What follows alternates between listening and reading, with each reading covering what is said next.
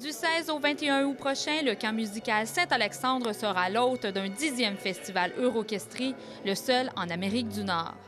Ce concert avec de jeunes musiciens permettra à la région du Kamouraska de se démarquer et d'offrir à la population un festival unique en son genre. Les festivals internationaux orchestristes, c'est un mouvement de développement autour de la musique, entre autres classique, pour la jeunesse, pour les jeunes de 15-25 ans, quelquefois finissant les conservatoires au travers du monde. Nous avons une dizaine de festivals à ce jour au travers du monde, en Russie, Slovaquie, Pologne, Espagne, Mexique, Brésil et bien sûr ici au Québec. Il y a eu un festival autrefois, mais maintenant c'est relancé avec le camp Saint-Alexandre, Kamouraska, avec une belle mission qui va démarrer.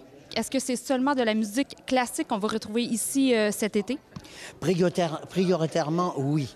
Mais on est ouvert sur plein de choses. Il s'est passé des choses avec des groupes rock et la musique classique, avec des accordéons diatoniques, la musique classique.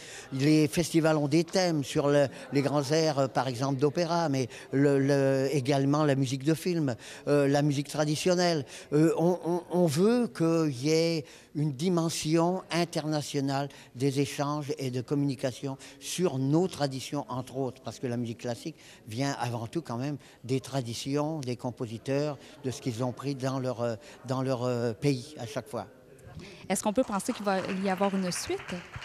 Alors, c'est la première édition ici au Kamouraska. Il y a eu avant 3 éditions de festival à Québec et dans la région de Québec, en passant par Baie-Saint-Paul. C'est la première édition, mais je suis convaincu que ça va bien prendre, la sauce va bien prendre et qu'on va faire un exploit ici au Kamouraska pour ce festival qui pourrait devenir dans les années futures un festival itinérant. Festival international itinérant qui pourrait commencer à Montréal, Québec, venir ici pour vraiment travailler, ce serait la pièce centrale ici, et ensuite partir sur Baie-Saint-Paul et retourner sur Québec pour quelques concerts également. Déjà, à l'heure actuelle, il va y avoir un orchestre de jeunes Chinois. On parle de vraiment tout petits enfants qui font de l'orchestre symphonique. Également, un duo formé d'une pianiste russe ainsi que d'un violoniste qui a un parcours assez fou, là, mais qui est un grand virtuose du violon, qui enseigne partout sur la planète, qui est vraiment tout à fait très genre Paganini, là, un grand virtuose du violon. Il y aura également un trio mexicain qui vont pouvoir animer le milieu, un quatuor à cordes du Québec, un ensemble à cordes formé des jeunes du camp musical, et tout cela va le concert de clôture, au fait, va mettre en scène l'ensemble de ces musiciens-là à Saint-Pascal le 21 août prochain, un vendredi, dans des concerts, un concert gratuit, au fait.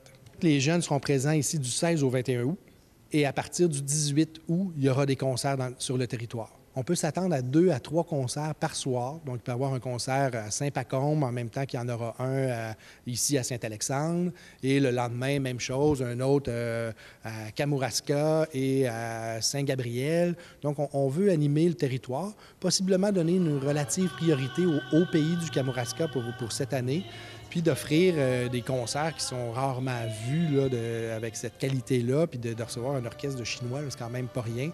Et les municipalités auront à recevoir, à souper et à faire visiter leur milieu avant de préparer le concert qui aura toujours lieu à 19h30 avec contribution volontaire. Fait que ça vous donne une idée. Le mardi, mercredi, jeudi, il y aura des concerts dans le milieu et le vendredi, tout le monde sera invité à Saint-Pascal pour le concert de clôture.